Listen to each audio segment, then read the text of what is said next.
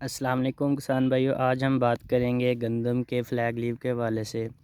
Flag leaf کون سا والا پتا ہوتا ہے اور اس کی اہمیت کیا ہے، اور یہ ہماری پیداوار کے اوپر کس طرح اثر انداز ہو سکتا ہے، اور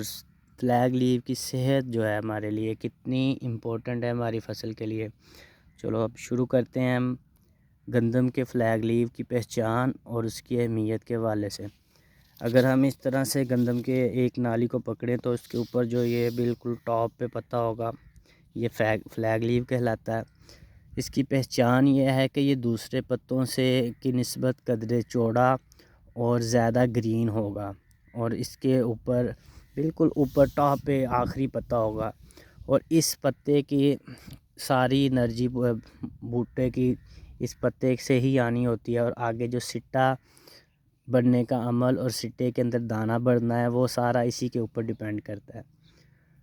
اس پتے کی صحت اور اس پتے کا ہرا رہنا ہماری فصل کے لیے بہت ہی اہم ہے۔ جیسے ہی ہم ان دنوں میں بات کرتے ہیں کنگھی کا اٹیک بھی آتا ہے، یا کسی کی نیچے کھاد فاسفورس کم ہے، یا کوئی بھی ایسے عوامل جو اس پتے کی صحت کے اوپر ڈائریکٹ یا انڈائریکٹ ہو کے اثر انداز ہوتے ہیں، وہ گندم کی پیداوار کے اوپر بہت ہی منفی اثرات رکھتے ہیں۔ اب اس کی صحت کو بہتر کس طرح سے کیا جا سکتا ہے اور کیسے ہم اپنی پیداوار کو بڑھا سکتے ہیں، اس کے حوالے سے بات کرتے ہیں۔ اگر کسی کی گندم کی فصل چھوٹی ہے قدرے، پچھلے دنوں میں موسم جو ہے بہت زیادہ سرد یا دھند کی وجہ سے قد پورا نہیں کر پائی، یا فلیگ لیف کمزور ہے، یا اس کے اوپر کنگھی کا ابتدائی حملہ دیکھنے کو آ رہا ہے، تو وہ کسان بھائی اچھی سی فنجی سائڈ کا سپرے کریں، اور ساتھ میں امائنو ایسڈ طاقت کی سپرے مکس کر کے کریں، تاکہ فلیگ لیف کی صحت جو ہے وہ بہتر سے بہتر برقرار رکھی جا سکے۔ جیسے جیسے ہمارے فلیگ لیف کی صحت اچھی ہوگی تو سٹا اور سٹے کے اندر بھرنے والا دانہ جو ہے وہ صحت مند اور موٹا وزندار ہوگا۔ اگر ہمارا سٹا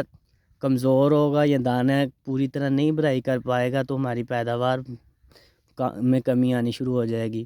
اگر ہم کنگھی کی بیماری کی بات کریں تو وہ اس کا جو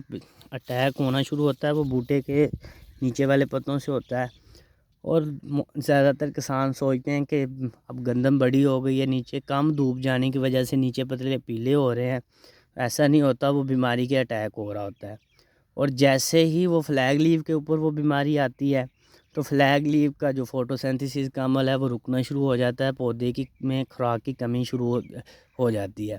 اور اگر بر وقت سپرے یا بر وقت اس کا تدارک نہ کیا جائے تو فلیگ لیف آدھے سے زیادہ مر جاتا ہے، جس سے سٹے کا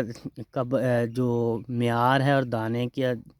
اندر آٹے کی مقدار ہے وہ کم ہونا شروع ہو جاتی ہے، اور پھر وہ بس دانے ہی نظر آتے ہیں، ان کا وزن نہیں ہوتا۔ اس لیے دانے کے اندر بہترین وزن اور اس کی اچھی پیداوار لینے کے لیے ہمیں اس پتے کو آخر تک زندہ رکھنا بالکل لازمی ہے۔ ایسے ہی ہے جیسے ہم پہلے گندم کے نیچے کھادوں کا استعمال اور اس کو پودے کی صحت کے حوالے سے باتیں کرتے آئے ہیں، تو اب آخری مرحلہ شروع ہو گیا، یعنی کہ گندم اب سٹے کی طرف رواں دواں ہے۔ اب کوئی نیچے سے نیا شگوفہ نہیں بننے والا، اب جو بن گئے ہیں اسی کو سنبھال کے ہم نے اپنی گندم کی پیداوار کو مزید انکریز کروانا ہے۔